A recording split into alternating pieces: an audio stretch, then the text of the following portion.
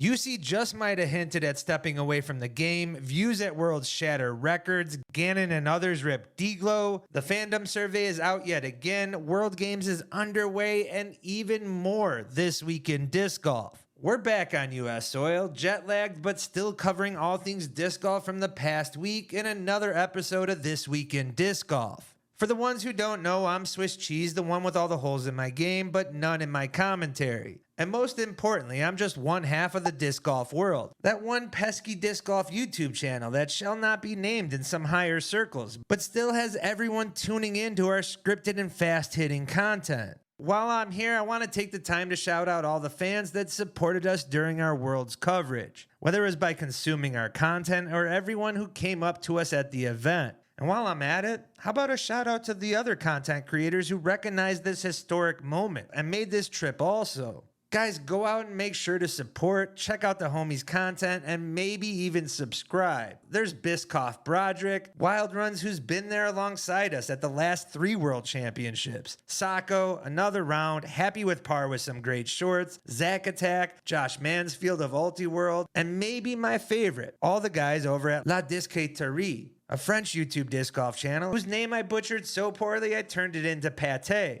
Them and the rest of the community is still recovering from the optics and storylines in what is hands down the greatest World Championship experience I have ever encountered. Certainly the most professional, with massive infrastructure efforts, evident investments, and even down to the small details. The treatment of the media alone was with no exception the pinnacle of what we've witnessed on tour ever. And candidly, it was the team in Finland that got us media access at the event altogether, as all prior requests were denied, and apart from giving us the opportunity to cover the event, still impressed with unmatched access to the grounds and players for that matter. Provided a separate media tent with lighting built in also. All this and more is why this event will be discussed and remembered for years to come, as it felt our sport has taken a step forward. All made possible through the dreams, hard work, and dedication of Hall of Famer Jussi Maresma, who's part celebrity and Kingpin Don on the grounds. Following the event and Sandstorm private rave, Jussi simply posted, "My job is done." Some have taken the post as a retirement announcement, and though Jussi stepping away was the whispers we heard throughout the event by many fans and staff, it's still a blow to the community if true, but certainly well deserved. And if we're being honest, one heck of a storybook ending here. Jussi built his legacy through Discmania and efforts in Europe to finish it by bringing the World Championship to his home nation and outside the US for the first time ever. That was an accomplishment prior to what everyone witnessed this past weekend.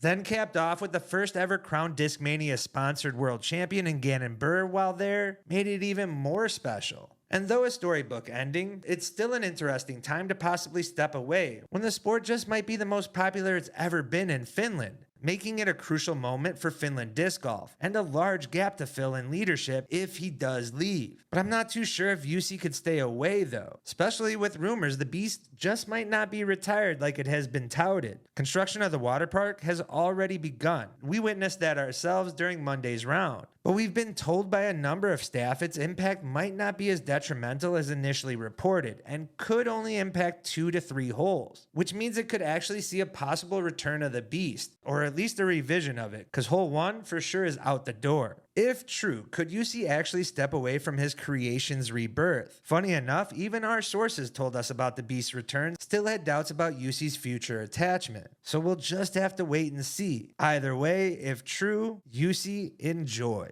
Adding to an already impressive resume for this championship, the number of Disc Golf Network viewership just dropped also. Now, I know I might be coming off like a ranting president on a rooftop by praising this event so much, but the numbers are really up there, reporting over 1.3 million combined views on Sunday alone. I say combined because it does include the Finnish Wale free broadcast views also, as it was second only to a track and field event that Sunday, whose viewership also peaked during the FPO, a stat line that certainly won't be covered by most of the talking heads in the industry. Instead, they'll probably lean on ranting about missed putts, as dildo-tossing WNBA fans have a higher percentage hitting moving targets than some of the pros do hitting a stationary one. but does go to show that storylines matter more than play when attracting new eyes to the sport. Something our coverage needs to consider. And while we're on Worlds Talk, it really is never too early to look towards next year's location, which will be held in Milford, Michigan, the home of D-Glow. Why are we looking at it exactly? Because it was also featured on a Gannon Buhr YouTube video, and really not in a particularly great way either.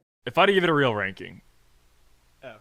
It'd be worse than F. Relax, that was a joke. I just couldn't help myself from using the cut. Gannon, Alden Harris, and Silas Schultz rated all the tour stops they attended and scored D-Glow as the only F on the list. Though harsh, the criticism is valid and something Nate Heinold and team will need to address. That's on top of the added pressure of what Jussi's team was able to place on them also. D-Glow is already considered one of the premier stops on tour, but does have plenty of questions surrounding a new additional course, providing a proper viewer experience on difficult terrain, and what possible adjustments to toboggan are needed to add intrigue and scoring separation.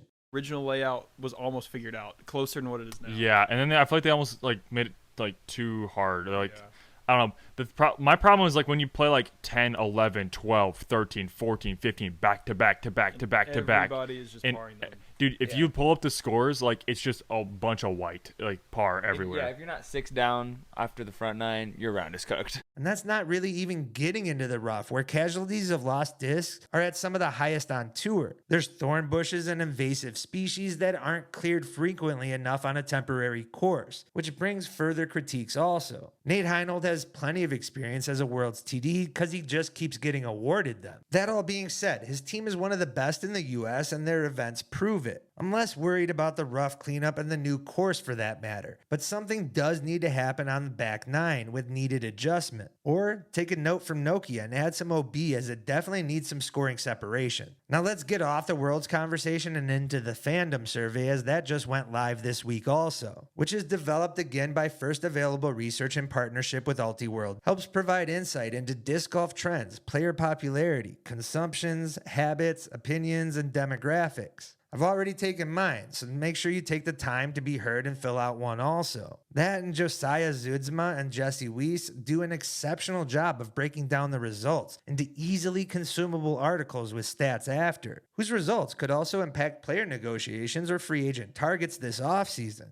My only note is the lack of delving further into YouTube's fandom consumption. Last year's results showed nearly 98% of respondents consumed disc golf content on YouTube, yet they only chose to expand the podcast list on this year's survey. No other questions besides that. Certainly not listing other content creators or channels that are huge players on YouTube that lay outside the podcast format seems disingenuous, especially when looking at views or overall consumption between the two. You got heavy hitters like Jay Milley, Bodanza, Broderick, one of the most viral, Bearbite, and don't get me started on all the other overseas in Europe with just as impressive subscriber count and viewing numbers that go unnoticed by most here in the States. It would certainly cast a much wider net into providing further insight and breakdown on disc golf consumption than listing only podcasts, even if that list became more diverse than the prior year. That's all right though, because at least it does allow those taking the survey to write in names of others not on the list. So, for all the disc-generates out there completing this survey, don't forget to list the disc golf world. And who knows, maybe we might make the survey next year.